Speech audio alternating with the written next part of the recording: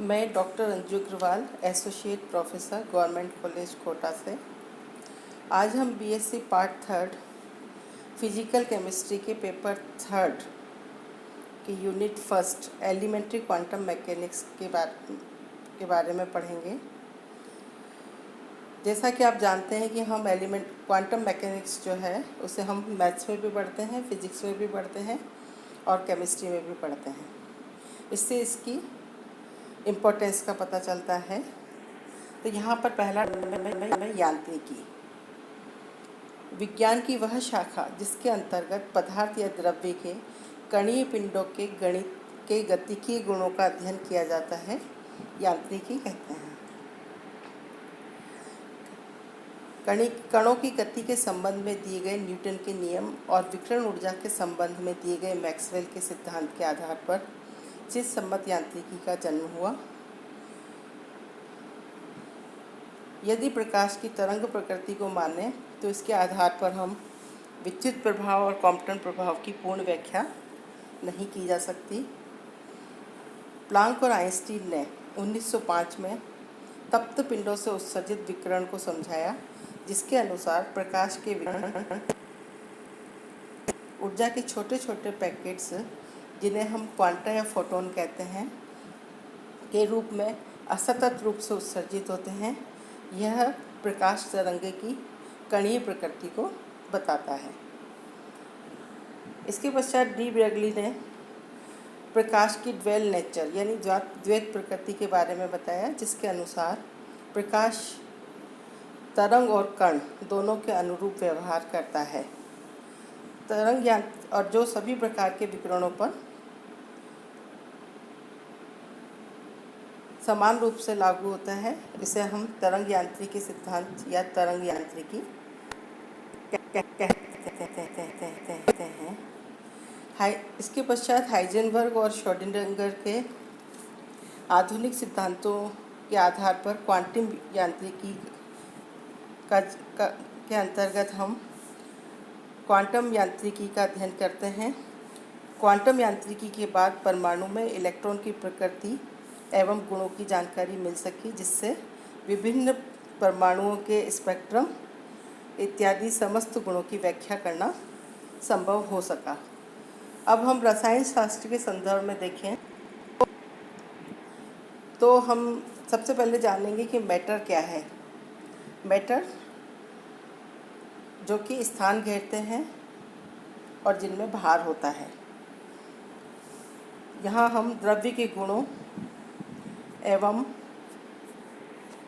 उनमें जो परिवर्तन होते हैं उसका अध्ययन रसायन शास्त्र के अंतर्गत करते हैं।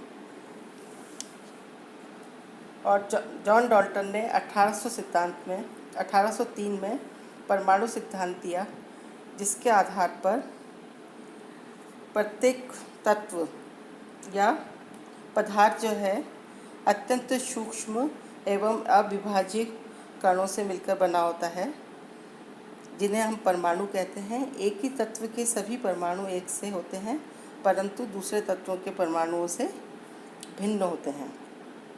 तो इस सिद्धांत पर हम ये कह रहे हैं कि परमाणु अविभाज्य है, लेकिन बाद में कई प्रयोगों के आधार पर यह निष्कर्ष निकला कि परमाणु अन्य सूक्ष्म कणों से भी मिलकर बना है, जिसे कि हम इलेक्ट्रॉन, प्रोटॉन और न्यूट्रॉन है, इस तरह इत्यादि कणों की खोज हुई। और सबसे पहले इलेक्ट्रॉन जो है विलियम क्रोक्स ने जो प्रयोग किया, उसके आधार पर इलेक्ट्रॉन की खोज हुई। और उसके बाद जे थॉमसन ने इलेक्ट्रॉन की खोज की, जिसके अनुसार इलेक्ट्रॉन एक नेगेटिवली चार्ज पार्टिकल है, जिस पर कि आवेश 1.6 × 10⁻⁻19 कूलम होता है और उसका भार मास जो है वो 9.11 × 10⁻⁻28 ग्राम होता है। इसके बाद गोल्डस्टीन ने प्रोटॉन की खोज की, जो कि पॉजिटिवली चार्ज पार्टिकल है, जिस पर कि आवेश इलेक्ट्रॉन के आवेश के बराबर 1.6 × 10⁻⁻19 कूलम और उसका भार जो है 1.67 × 10⁻⁻24 होता है। इसके पश्चात प्राउट ने 1815 में विभिन्न तत्वों के परमाणु भारों का अध्ययन किया और उसके बाद ये निष्कर्ष निकाला कि विभिन्न तत्वों के परमाणु हाइड्रोजन के परमाणुओं से बने हैं। सन 1897 में सर जे थॉमसन ने इलेक्ट्रॉन की खोज की और इसके आधार पर उन्होंने परमाणु मॉडल दिया, जिसे कि हम जे थॉमसन्स एटॉमिक मॉडल कहते हैं। इसके अनुसार परमाणु एक धन आवेशित गोला है जिसमें कि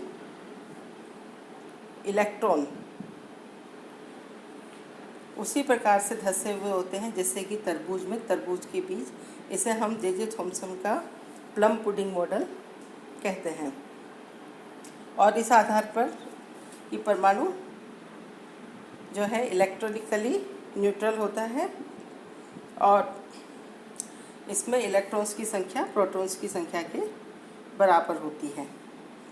इसके पश्चात रदरफोर्ड ने 1911 में परमाणु का दूसरा मॉडल दिया, जिसमें कि उसके द्वारा किए गए प्रयोग में अल्फा कणों के प्रकीर्णन के आधार पर यह मॉडल दिया।